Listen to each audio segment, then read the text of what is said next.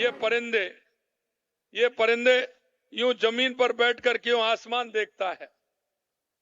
ये परिंदे यूं जमीन पर बैठकर क्यों आसमान देखता है? पंखों को खोल, क्योंकि जमाना सिर्फ उड़ान देखता है। लहरों की तो फितरत ही है, लहरों की तो फितरत ही है शोर मचाने की, लेकिन मंजिल उसी की होती है जो नजरों से तूफान देखता है। मैं आपको बताना चाहता हूं, हमारी सरकार जैसे ही आई थी, हमने सोचा राजस्थान के विकास में क्या क्या आवश्यकता है। हमें लगा कि पानी के क्षेत्र में और बिजली के क्षेत्र में काम करना चाहिए। पहले दिन से ही हमारी सरकार बिजली और पानी को लेकर के काम कर रही है और आपने देखा है वो काफी हद तक उन समस्याओं के समाधान के लिए हमारी सरकार आगे बढ़ी है। इसीलिए हम जानते थे कि सबसे पहले विकास के लिए बिजली पानी की आवश्यकता है। हम जानते हैं कि राज्य की अर्थव्यवस्था को बढ़ाने के आप उद्यमियों का एवं निवेशकों का अत्यंत महत्वपूर्ण योगदान है। आप रोजगार एवं आर्थिक समृद्धि का सृजन करने वाले हैं। मुझे गर्व है कि मैं एक ऐसे राज्य का प्रतिनिधि हूं जहां प्राकृतिक संसाधन, विशाल भूमि एवं सकारात्मक मानव संसाधन की मौजूदगी है। और हमारे इनपुट एडिटर सुशांत पारिक हमारे साथ जुड़ रहे हैं।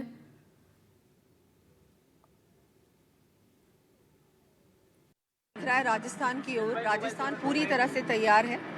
इन्वेस्टमेंट की बात करें, हर क्षेत्र में इन्वेस्टमेंट के लिए तैयार है। पहली बार इस तरह का इतना बड़ा आयोजन राजस्थान में हुआ है। एक ग्लोबल लेवल का, अंतर्राष्ट्रीय लेवल का आयोजन हुआ है। बहुत सारे अपेक्षाएं बहुत हैं, एक्सपेक्टेशंस बहुत है राजस्थान से, और मैं आपको पूरा आश्वासन देती हूँ पूरी सरकार की ओर से कि जिस तरह से माननीय मुख्यमंत्री जी के विजन में हम लोग काम करेंगे, पूरी टीम राजस्थान काम करेंगे। राहुल क्या आ जाओ भैया, दिया कुमारी। सुशांत का रुख कर रहे हैं। सुशांत इस वक्त वहां मौजूद हैं, जरा उनसे जानते हैं कि आज राइजिंग राजस्थान समिट का तीसरा और आखिरी दिन है। आज क्या फोकस रहा, किन विषयों पर चर्चा हुई और कौन कौन से खास मेहमान आज इस समिट में शामिल हुए हैं? देखिए, समापन सत्र अभी चल रहा है। धर्मेंद्र प्रधान को हम सुन रहे थे, वो यहाँ से रवाना हो चुके हैं और सीएम भजनलाल शर्मा वापस सत्र में है। डिप्टी सीएम दिया कुमारी अभी बोल रही थी। कुल मिलाकर फोकस है राजस्थान में जो मीडियम और स्मॉल जो इंडस्ट्री है उस पर कैसे उसको सरकार कैसे उस पर फोकस करे। खासतौर पे एमएसएमई जो नीति सरकार लेकर आई है, जिस तरीके से निवेशकों की बड़ी संख्या जो है वो एमएसएमई से जुड़ी हुई है, उन पर जो है आज का सत्र पूरा केंद्रित रहा। कुछ बड़ी बातें सीएम ने कही और जिस तरीके से शिक्षा मंत्री को हम सुन रहे थे कि जहां भी देश दुनिया में मारवाड़ी जहां पर है, पूरी तरीके से उन्होंने व्यवसाय के क्षेत्र में सिद्धहस्त वो रहे हैं, महारत रही है और राजस्थान अब नया सेंटर बन रहा है। खासतौर पे एनर्जी के सेक्टर में बहुत बड़ी क्रांति और नई energy, new energy, green energy के सेक्टर में बहुत बड़ा जो केंद्र राजस्थान बनने जा रहा है।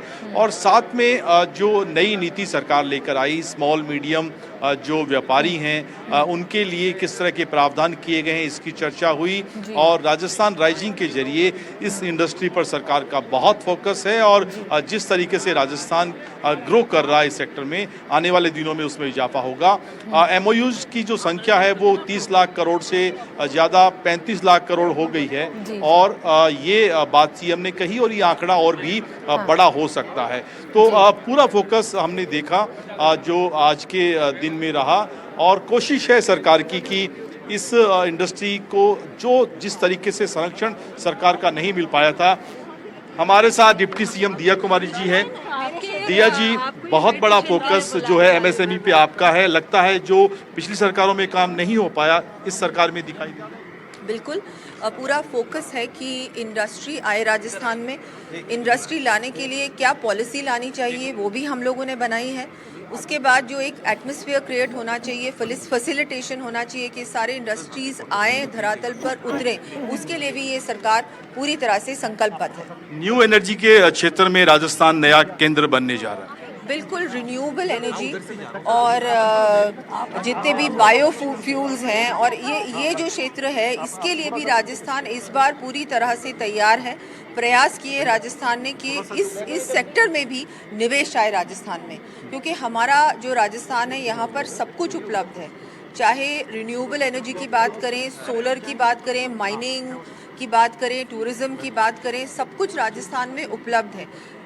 कमी अगर कोई थी पहले तो वो ये थी कि हम इसको टैप नहीं कर पाए थे, फुल पोटेंशियल को हम लोग अभी तक रियलाइज नहीं कर पाए थे। उसके लिए प्रयास कर रहे हैं कि प्राइवेट सेक्टर और गवर्नमेंट एक साथ काम करें ताकि राजस्थान का फुल पोटेंशियल रियलाइज हो, राजस्थान एक बहुत बड़ी आर्थिक शक्ति के रूप में उभर कर आए। आपने एक बड़ी बात कही है कि एक एक MOU का हम हिसाब देंगे। बिल्कुल, ये अभी मुख्यमंत्री जी ने मंच से कहा कि हर साल हम इसका रिव्यू भी करेंगे। ये एक बहुत बड़ी बात है कि इससे दिखता है कि सरकार की मंशा क्या है। सरकार सचमुच में काम करना चाहती है, सचमुच में रोजगार प्रोवाइड करना चाहती है, बदलना चाहती है, राजस्थान को ट्रांसफॉर्म करना चाहती है। माननीय प्रधानमंत्री जी ने भी ऐड किया कि ये एक रिलायबल राजस्थान है, यहाँ के लोगों का दिल बहुत बड़ा है। तो अब आप देखेंगे कि यहाँ बहुत कुछ होने वाला है, बहुत कुछ बदलने वाला है। बातचीत के लिए शुक्रिया। दिया कुमारी जी डिप्टी CM कह रही थी कि बहुत कुछ बदलने वाला है और जिस तरीके से PM ने कहा है कि राजस्थान राइजिंग तो कर रहा है और साथ में रिलायबल भी है और 4 जो R हैं उसका जिक्र इस पूरे आयोजन में हमें दिखाई दिया है। और नई जो MSME नीति है उसको लेकर सरकार बहुत गंभीर है। अभी नीति बनी है, जब लागू होगी ठीक ढंग से तो किस तरीके से जो छोटे व्यापारियों को सरकार सहयोग करेगी वो भी आने वाले दिनों में एक बड़ी बात रहेगी। इससे भी बड़ी बात है कि CM ने जो कही उसमें ये था कि सरकार 2 साल बाद फिर से राइजिंग राजस्थान का आयोजन करेगी और अगले साल जनता के समक्ष जो MOUs हुए हैं उनका हिसाब भी रखा जाएगा। तो सरकार की मंशा उन सारे सवालों का जवाब देने के लिहाज से भी है जिसमें ये कहा जा रहा है कि MOUs तो हो रहे हैं लेकिन उस तरह से धरातल पर उतरेंगे या नहीं, इस बात को लेकर संदेह है। एक बड़ी बात जो अपडेट मुझे मिल रही है वो बता देता हूं कि आज राजस्थान सरकार कुछ बड़ी घोषणाएं कर सकती हैं। खासतौर पे राजस्थान में 10 लाख नौकरियों को लेकर कुछ ऐलान हो सकता है। खबर ये है कि सऊदी अरब के साथ एक बड़ा MOU होने वाला है और उसमें जो सऊदी में कुछ शहर बन रहे हैं उसमें स्किल डेवलपमेंट के लिहाज से राजस्थान के युवाओं को जो इस फील्ड में दक्ष हैं उनको नौकरियों के लिहाज से कुछ बड़ा ऐलान, बड़ा MOU आज हम देख सकते हैं।